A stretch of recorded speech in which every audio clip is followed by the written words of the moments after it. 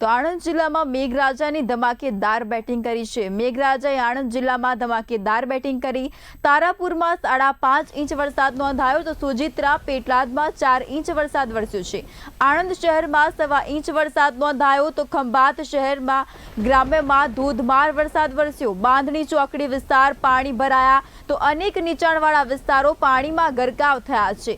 ખંભાતમાં રસ્તાઓ પર નદી જેવા દ્રશ્યો જોવા મળ્યા તો વાસણા બેરેજના 15 દરવાજા ખોલાયા છે। સાબરમતીમાંથી 29,994 ક્યુસેક પાણી છોડાયું। તારાપુરના 11 ગામને એલર્ટ અપાયું તો ખંભાતના 2 ગામોને સાવચેત કરાયા છે। નદી કાંઠાના લોકોને દૂર રહેવા સૂચના અપાઈ તો ખેડૂતોમાં વરસાદથી ખુશીનો માહોલ જોવા મળ્યો તો જિલ્લા તંત્રએ સલામતી પગલાં શરૂ કર્યા છે।